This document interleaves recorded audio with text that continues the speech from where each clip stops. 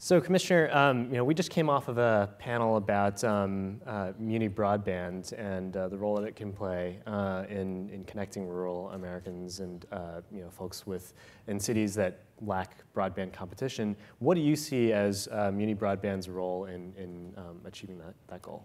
Brian, thanks for the question, but first I want to thank the Washington Post for hosting this forum and focusing on a topic that I think is on the minds of a great many Americans, including Americans in rural America, where I am from. I grew up in a very small town in Kansas, and I can tell you the digital divide is front and center for a lot of folks in my hometown, and I dare say a lot of towns like it across the country.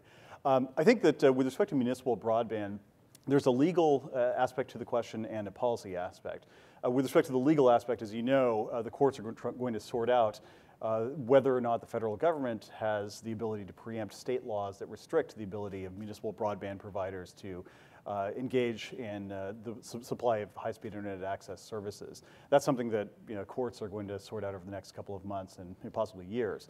With respect to the policy question, though, I tend to leave it to the discretion of state and local officials. And so if a particular group of citizens decides, consistent with state and local laws, that they want to pursue that, then I think that that is something that they have the right to do, assuming, of course, the state hasn't made a decision for them. Do you believe that state and local communities should be able to sort of change the laws in places where they have sort of set up what some say are barriers to greater municipal broadband deployment? I think it really is a question of state and local officials deciding for themselves, consistent with the constitutional structure, which is that states set up municipalities. Municipalities are creations of the state, essentially. And so there's a sort of very complex constitutional underpinning to how these decisions have to be made. But as far as the policy question goes, municipal broadband is one of the many tools in the toolbox, and I focused in my work at the FCC on a number of the other tools that are within the FCC's discretion in terms of promoting rural broadband options. And there's so much on that front that we could do, and I certainly hope that we do it. So in June, you came out with a proposal to update the nation's Universal Service Fund, the fund that delivers money to provide projects for telecommunications and potentially now broadband. Can you sort of explain what your proposal would do in changing this program? Absolutely. So everybody who has a phone bill has a line item on there that says Universal Service Fee or something like that, and that money goes into a pot administered by the FCC known as the Universal Service Fund. As you pointed out, historically, that money has been distributed to rural telephone carrier companies for the purpose of delivering voice service. And it strikes me that in the 21st century, what rural Americans want, just as any American really wants, is standalone broadband service. They might be interested in voice service as an application that rides over the broadband network, but broadband is really the service they're after. Unfortunately, the way our USF, or Universal Service Fund, is structured, we provide subsidies to carriers if they supply voice service, but not for standalone broadband service. And so my proposal would be to modernize these rules to recognize that rural Americans deserve a standalone broadband option and to give subsidies to companies that want to provide standalone broadband. And if we do that, there's no telling how much greater deployment we could get. And I've seen it for myself in places like Dillard, Nebraska, Bozeman, Montana, Reno, Nevada, over the last couple of months, that the response to this proposal has been tremendous, because I think there's a tremendous demand that just simply isn't being met with supply. And hopefully this proposal would get us there. So help me understand, what are some of the pressures facing these rural providers? Is it that, if they decide to start offering standalone broadband, what happens to them with regard to USF? This is a great question. I've heard this from a lot of these smaller companies who say, we would love to provide standalone broadband service, but if we do that, we don't get federal subsidies under the Universal Service Fund. So essentially, these carriers face a catch-22. They can offer a bundled service of old school telephone service, voice service, along with a broadband service at a price point that a lot of rural Americans, especially low-income rural Americans, can't afford. Or they offer standalone broadband service, and then they don't get any federal subsidies at all. And especially if you're talking about a rural telephone company that's trying to deploy fiber to counties with less than one person per square mile, You don't have to be an economist to know that the return on that investment is going to be negligible, probably negative, frankly. And so they're just not going to take the risk to deploy fiber whatsoever. And so that catch-22 hurts those rural telephone companies, and ultimately, it really hurts consumers. I can tell you my own parents who live in a rural area still have very little broadband options compared to where I live in Arlington, in part because there simply aren't enough carriers who are willing to take the risk to lay fiber out to the gravel road where they still live. And that's something that I hope my proposal ends. That's a real digital divide in this country that needs to be bridged. So I know that earlier this year, you and your fellow commissioners committed to trying to develop some solution on standalone rural broadband by the end of the year. Can you give us an update on what the timeline is for that? Are you still on track? So we did commit to the Capitol Hill to get this done by the end of the year. I certainly hope that we do. My plan has been out there for about 4 months now, and it's gotten widespread support, including from members of both parties and in both houses on Capitol Hill. I have traveled around the country recently. As I said, I was in North Dakota a couple of weeks ago, and the response was tremendous, both from elected officials, the state and local level, to rural companies who've said, look, we are dying to provide this service to folks in small town North Dakota. We just can't do it under the current system, and your plan would help us get us there. So I'm hopeful that working with my colleagues on both the Democratic and Republican sides, we can advance the ball. It's something that needs to happen. And from an administrative perspective, as you know, 3 months in the world of the FCC it goes by in a flash. And so we really need to move quickly on this if it's going to happen. What's standing in the way of that progress? I think the biggest issue is that under this Universal Service Fund, standalone broadband is one of the major issues, but it's not the only issue. There are a lot of other things that people have identified as being in need of reform, and I agree with all that. There are a lot of subsidiary issues from B to Z that the agency needs to take a hold of. But it seems to me that problem A is standalone broadband. That's really where the digital divide in rural America is being cast into sharpest relief. And so I would prefer to solve that standalone broadband problem first this year, and then move to the other problems later. But I think there is some political impetus for trying to get everything done at once.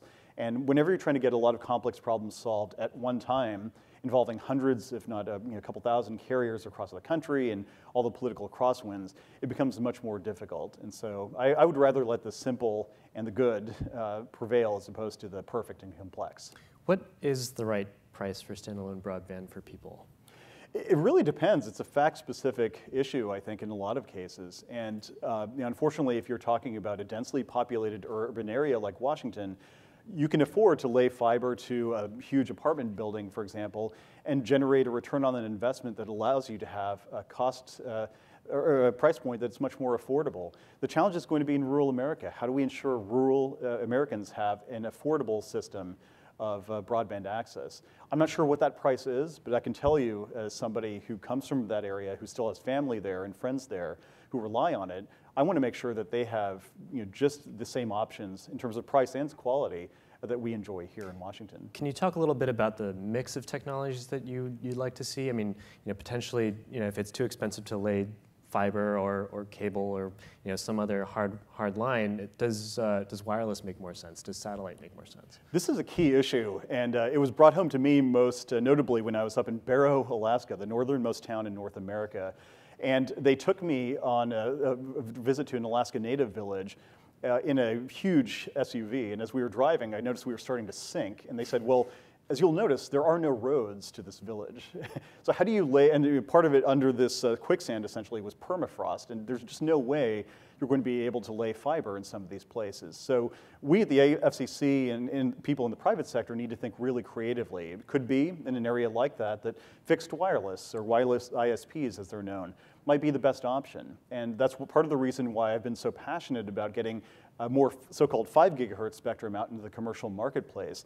This would introduce the next generation of Wi-Fi that would allow some of these fixed wireless providers to give people in this Alaska Native village access to high-definition video streaming and other high-bandwidth applications through a wireless connection, whereas currently they don't have any option at all. Same thing with satellite, and I think that there are a number of technologies. I'm agnostic, frankly, from my regulatory perspective. I just want Americans to have as much choice as possible using whatever technology works, given where they happen to live. Well, so I have to ask you now, looking at companies like Google and Facebook who are, both trying to get into providing internet access to undeveloped or lesser developed countries, places that have lower levels of broadband penetration. How do you look at those companies and those efforts, and what kind of place do they have for Americans who are trying to get broadband? That's a good question. I think that what Google and Facebook and other companies like those have done they've really proven the value proposition of an internet connection to hundreds of millions of people around the world. I was in India last year and I saw the same thing, that people there really have an appetite for accessing the internet in a way they didn't just 10 years ago, precisely because they see the value of that online connection. And I think that's resonating here in the United States. Google, given what it's done in Kansas City with Google Fiber, what it's proposing to do in other cities across the country, they've really introduced into the American lexicon this notion that gigabit fiber is something that could really be a platform for innovation, for economic entrepreneurship, for education, for high quality healthcare.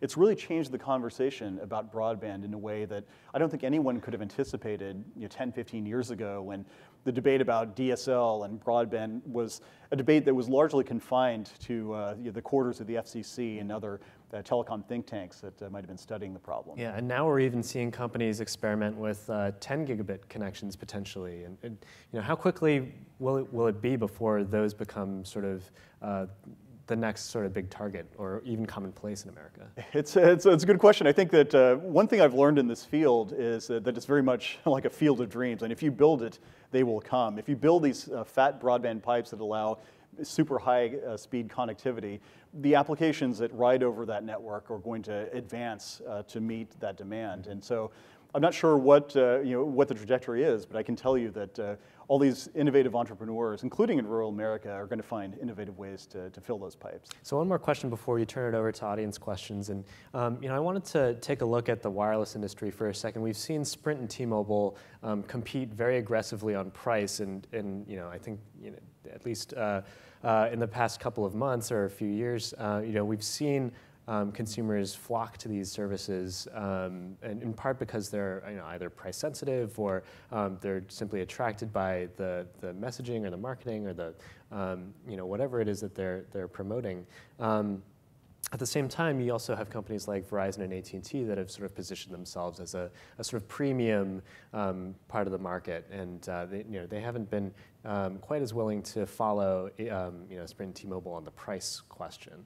So the question that I pose to you is, as we see more low-income folks flock to T-Mobile and Sprint, wealthier folks who can afford better handsets, better sort of better networks go to AT&T and Verizon and can afford that service.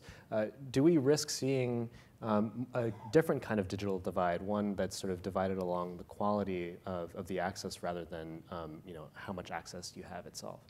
That's an important issue, and I think that the goal from an FCC perspective is to make sure that the wireless marketplace is as competitive as possible, so that people have a wide variety of choices at a variety of price points and service levels, whatever meets their needs. And so I think if you look at the marketplace today, what you see is companies like T-Mobile gaining market share precisely because they offer better prices, but also services that the larger incumbents might not have thought of before. And so I think what we see in the marketplace now, for example, is that T-Mobile is actually taking market share from AT&T and Verizon precisely for that reason.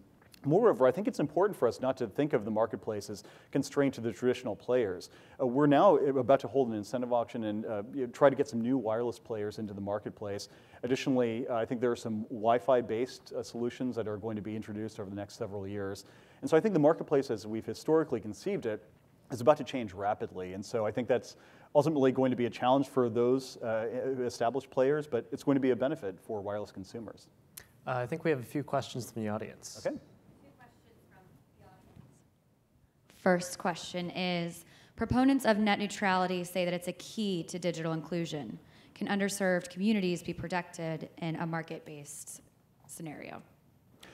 Absolutely, and I would argue actually that net neutrality undermines the ability of underserved and unserved Americans to connect in the first place.